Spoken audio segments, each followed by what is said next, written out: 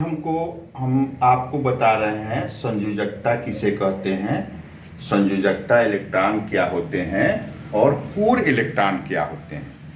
तो इन तीनों को हम अच्छा से आज समझ लेते हैं। संयोजकता को अंग्रेजी में वैलेंसी कहा जाता है, संयोजकता इलेक्ट्रॉन को वैलेंस इलेक्ट्रॉन कहा जाता है और ये कोर इलेक्ट्रॉन कहलाता है। तो इसको समझने के लिए आपको इलेक्ट्रॉनिक विन्यास लिखने आना चाहिए, उसका खूब अभ्यास कर लेना चाहिए और तब ये इसको कीजिएगा तो आपको सारा चीज़ क्लियर समझ में आएगा। जैसे हम जानते हैं कि मैग्नीशियम का परमाणु संख्या 12 होता है, तो मैग्नीशियम के परमाणु संख्या 12 को हम उसका इलेक्ट्रॉनिक विन्यास लिखते हैं 1s2 2s2 2p6 3s2, ये हो गया।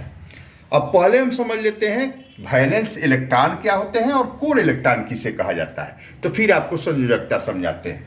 किसी भी तत्व के बाहरी कक्षा में, किसी भी तत्व के बाहरी कक्षा में उपस्थित कुल इलेक्ट्रॉनों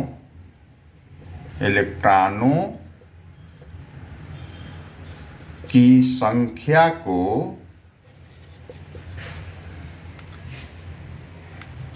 को संयोजकता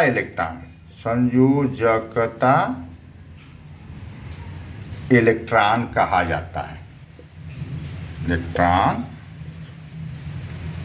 कहा जाता है। तो इसके अनुसार माने किसी भी तत्व के बाहरी कक्षा में, तो हम मैग्नीशियम के बाहरी कक्षा जो है तीसरा है, तो तीसरा के एस ऑर्बिटल में 2 इलेक्ट्रॉन है, तो इसकी संयोजकता इलेक्ट्रॉन कितनी हो जाएगी 2। अब इसी को हम संयोजकता इलेक्ट्रॉन या अंग्रेजी में वैलेंस इलेक्ट्रॉन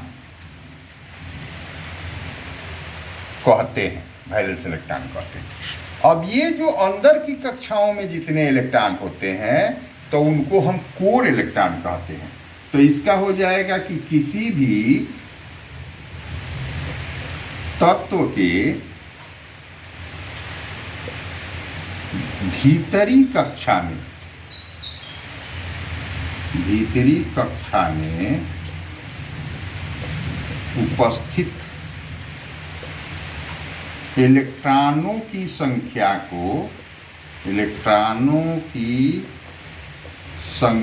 को कोर इलेक्ट्रॉन कहा जाता है, कोर इलेक्ट्रॉन कहा जाता है। तो इस प्रकार से हम देखते हैं कि मैग्नीशियम का जो भीतरी कक्षा 2 है, इसका पहला कक्षा एस है वो पूरा भर गया है, दूसरा कक्षा का एस भी भर गया है, दूसरा कक्षा का पी भी भर गया है। माने पहला कक्षा और दूसरा कक्षा दोनों मिला के 2 2 4 और 6 10 इलेक्ट्रॉन होते हैं, तो इसका कोर इलेक्ट्रॉन हो जाएगा 10। ये इस तरह से आप बहुत सारे तत्वों का जैसे आप निकाल सकते हैं। एल्यूमिनियम का मान लीजिए 13 होता है परमाणु संख्या, सिलिकॉन का होता है 14, इस तरह से फास्फोरस का होता है 15, सल्फर का होता है 16। तो इन तत्वों का आप इलेक्ट्रॉनिक विन्यास लिखिए और लिख के और अब बताइए कि इन तत्वों के वैलेंस इलेक्ट्रॉन क्या है और कोर इलेक्ट्रॉन क्या है। इसका अभ्यास कर लेने के बाद आप वैलेंसी जो है समझिएगा, जो आपको समझाने जा रहे हैं। लेकिन उसके पहले थोड़ा सा अभ्यास कर लेना चाहिए इन तत्वों का निकाल के कि वैलेंस इलेक्ट्रॉन क्या होता है और कोर इलेक्ट्रॉन क्या होता है। अब हम आपको बताने जा रहे हैं वैलेंसी।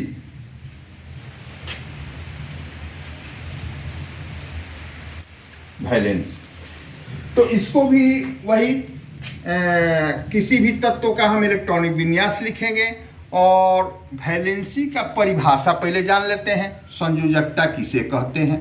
संयोजकता किसी भी तत्व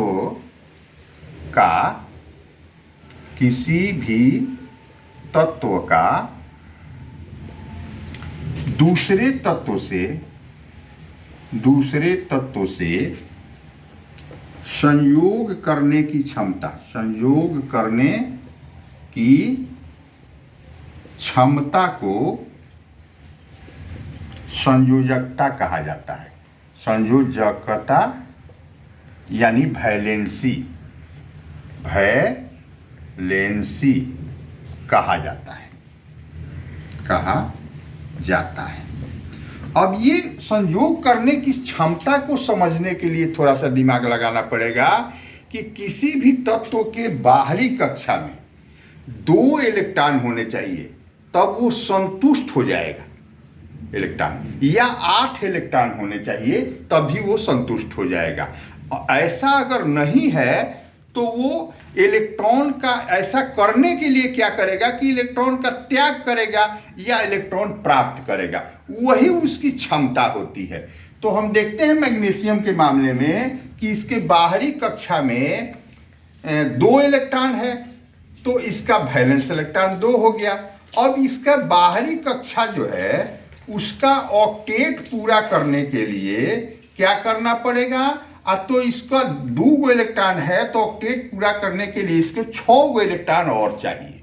अब 6 इलेक्ट्रॉन प्राप्त करना थोड़ा मुश्किल काम है, इसलिए ये क्या करता है कि बाहरी कक्षा में उपस्थित 2 इलेक्ट्रॉन को त्याग कर देता है, और तब इसका बाहरी कक्षा बचता है दूसरा कक्षा जिसका ऑक्टेट पूरा हो गया है।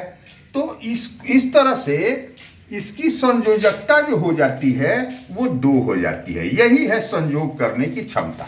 मतलब हर इलेक्ट्रॉन का इलेक्ट्रॉनिक विन्यास लिखेंगे और हम देखेंगे कि उस तत्व का ऑक्टेट या डुएट पूरा करने के लिए इसको क्या करना पड़ेगा, इलेक्ट्रॉन का त्याग करना पड़ेगा या इलेक्ट्रॉन गेन करना पड़ेगा, उसी से उसकी वैलेंसी निकाली जाएगी। हम एक आध गो और तत्वों का इलेक्ट्रॉनिक विन्यास लिख के और फिर से अच्छा से समझने का प्रयास करते हैं। जैसे हमने अभी बताया आपको एल्युमिनियम का परमाणु संख्या होता है 13, तो इसका इलेक्ट्रॉनिक विन्यास लिखेंगे 1s2 2s2 2p6 3s2 को हो गया 2 2 4 6 10 2 12 को हो गया और 3p1 हो गया। तो इसके बाहरी कक्षा में ये हो गए 3 इलेक्ट्रॉन।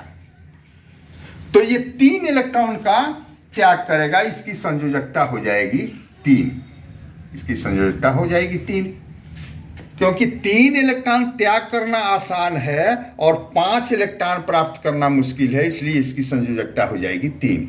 इसी तरह से सोडियम का हम देख लेते हैं Na11, इसका परमाणु इलेक्ट्रॉनिक विन्यास हो जाएगा 1s2 2s2 2p6 और 3s1। तो बाहरी कक्षा में इसका 1 इलेक्ट्रॉन है, तो इसकी एक संयोजकता भी इसकी हो जाएगी 1। ये है संयोजकता। अब इन सबको बहुत सारे तत्वों का परमाणु संख्या याद करके और उसका इलेक्ट्रॉनिक विन्यास लिखिए और इलेक्ट्रॉनिक विन्यास लिख के और ये समझने का प्रयास कीजिए कि इसकी वैलेंसी क्या है, इसकी संयोजकता क्या है। और वो निकालने के लिए एक नियम है कि जिन तत्वों के बाहरी कक्षा में 1 इलेक्ट्रॉन होता है, 2 इलेक्ट्रॉन होता है या 3 इलेक्ट्रॉन होता है, उसको मान लीजिए कि क्रमशः उसकी संयोजकता जो होती है वो 1 2 या 3 होती है। और जिन तत्वों के बाहरी कक्षा में 4 इलेक्ट्रॉन होता है, जैसे कार्बन का है, तो कार्बन का है C6, तो इसका 1s2 2s2 और 2p2, यानी बाहरी कक्षा में 4 इलेक्ट्रॉन है, तो इसकी संयोजकता भी 4 हो जाती है।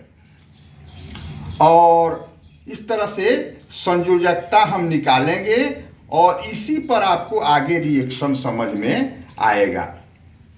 क्लोरीन का आप लिख के अभ्यास कीजिए कि क्लोरीन का जैसे 17 होता है तो इसका वैलेंसी क्या होगा। इसी तरह से कैल्शियम का इसका निकालिए। बहुत सारे तत्वों का निकाल के और जितने ज़्यादा से ज़्यादा अभ्यास करेंगे तो आपको पता चलेगा कि इसकी वैलेंसी क्या है, और तब जो है इसका उपयोग रासायनिक प्रतिक्रियाओं में आपको रासायनिक प्रतिक्रियाएं समझ में आएगी। आज आप समझ चुके संयोजकता क्या है, संयोजकता इलेक्ट्रॉन क्या है और कोर इलेक्ट्रॉन क्या है। तो खूब जो है संयोजकता यानी वैलेंसी निकालने का प्रयास कीजिए इलेक्ट्रॉनिक विन्यास लिख के। धन्यवाद।